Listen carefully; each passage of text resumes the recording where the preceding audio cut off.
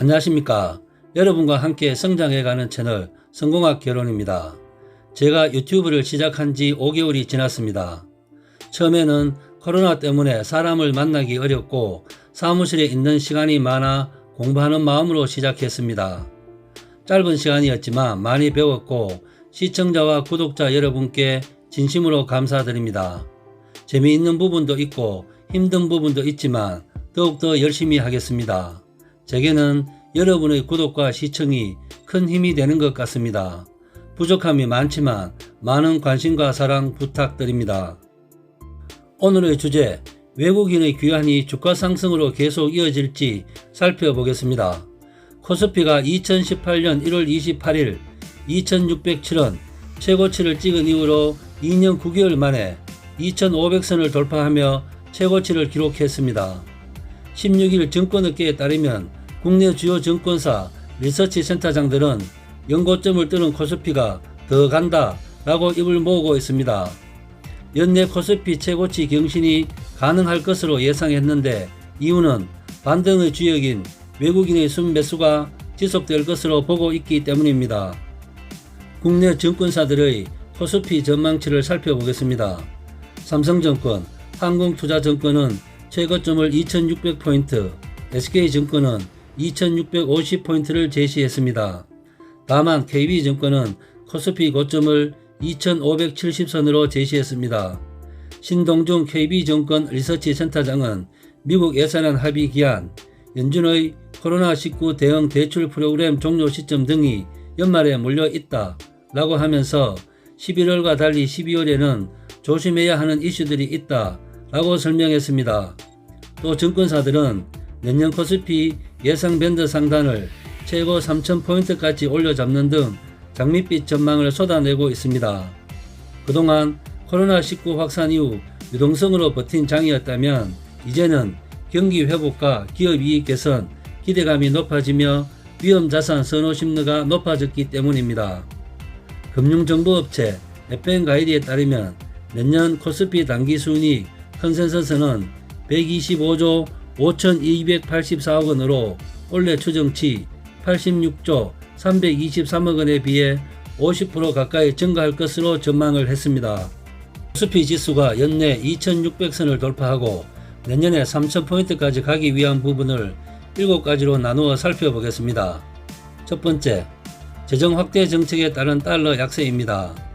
오현석 삼성증권 리서치 센터장은 미국 대선 종료와 코로나19 백신 개발 기대로 글로벌 불확실성이 완화됐다라고 하면서 재정 확대 정책 기대에 따른 달러 약세가 더해지며 외국인이 신흥국 시장 비중을 공격적으로 늘리기 시작했다라고 설명했습니다. 당분간은 달러 약세 흐름이 지속될 것으로 보이고 상대적으로 원화 자산 가치는 상승할 것으로 보여 그 수혜를 국내 증시가 톡톡히 입을 것으로 보입니다. 과거 사례를 살펴보겠습니다. 지난 1985년에서 1990년 150을 웃돌았던 달러화 지수가 100 아래로 내려올 당시 코스피 지수는 100에서 800으로 뛰어 올랐습니다. 2000년대 중반 달러 약세 시기에도 400에서 1600대로 치솟았습니다. 실제로 달러를 팔고 주식을, 그 중에서도 신흥국 주식을 사는 움직임은 벌써부터 진행 중에 있습니다. 두 번째, 매수 여력이 충분한 외국인의 매수세입니다. 위험자산 선호 심리와 달러 약세 속에 외국인의 추가 매수 여력도 충분하다는 것입니다. 올해 들어 외국인은 미중 무역 분쟁, 미국 대선 및 코로나19 등 대외 불확실성 요인으로 신흥국 증시에 지속적인 순매도로 대응했습니다. 올해 1월에서 10월 코스피 시장에서 약 26조 원을 탈아치운 후 11월 들어 4조 5천억 원 순매수했습니다. 수치상으로는 26조가 넘는 추가 매수 여력이 충분한 상황입니다. 경기 여건과 기업 이익 등 견고한 펀더메탈과 함께 달러 약세인 환율 흐름도 외국인 수급에 긍정적인 효과로 작용을 하고 있습니다. 세 번째, 코로나19 백신 개발에 따른 기대감입니다.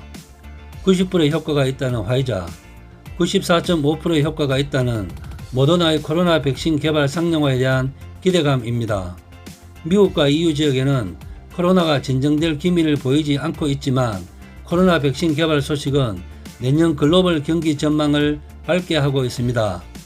다만 일본은 전 인구의 2번 접종을 하고도 남을 백신을 확보했다는 기사가 있는데 아직 확보 중이라는 우리나라 현실이 안타까울 따름입니다. 네 번째, 먼저 홍역을 치른 아시아권 코로나19 여건이 상대적으로 양호하다는 것입니다.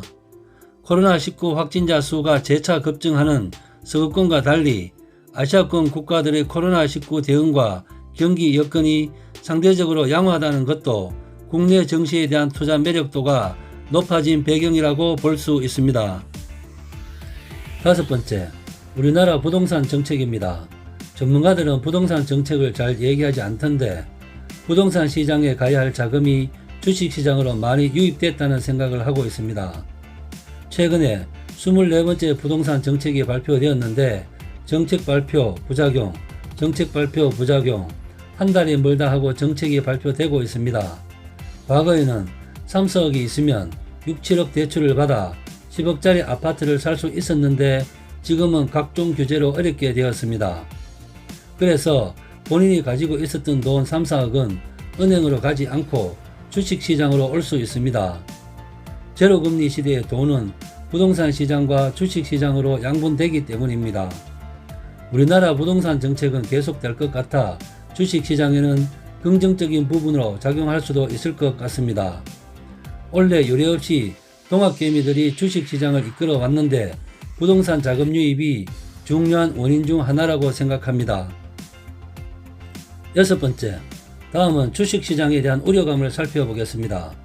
서구권에서 아직도 줄어들지 않고 증가하는 코로나19 확진자 수와 그에 따른 경제활동 봉쇄 우려, 미국 대통령 선거에서 트럼프의 불복 선언으로 불안정 요소가 남아있습니다.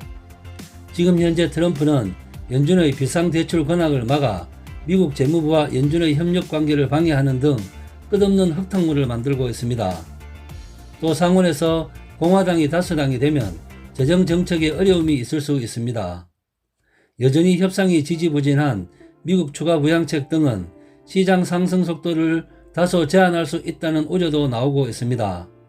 서상영 키움증권 투자전략팀장은 코로나19 확진자 수가 폭발적으로 증가하고 있는 미국에서 추가 부양책 협상이 지연된 가운데 봉쇄 조치가 단행되면 가계와 기업 신용 리스크가 부각될 수 있다라고 말했습니다. 내년 주식시장을 큰 틀에서 보면 상반기까지 강세장을 보이다가 하반기에 진입할수록 조정받는 상고하저 패턴이 될 것이라는 전망이 대부분입니다. 일곱 번째, 내년에는 가치주, 경기 민감주에 무게중심을 두고 있습니다. 내년에는 글로벌 경기 회복에 대한 기대가 반영되기 시작한 만큼 대형 가치주 및 경기 민감주에 대해 관심을 가질 필요성이 있을 것 같습니다.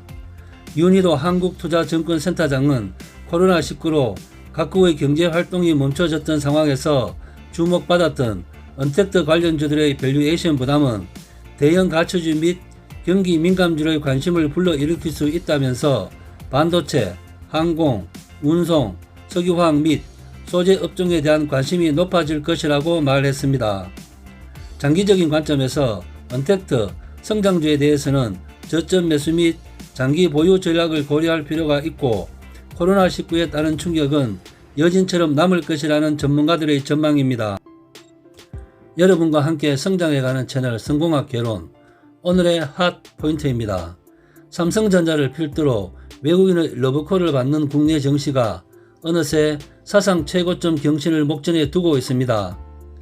경기 회복 기대감이 높아지며 외국인의 귀환으로 자금 유입이 활발한 만큼 기대감이 커지고 있는 가운데 다소 우려감을 나타내는 의견도 있습니다. 참고로 하시고 대박 나시길 바랍니다. 이상 마치겠습니다. 감사합니다.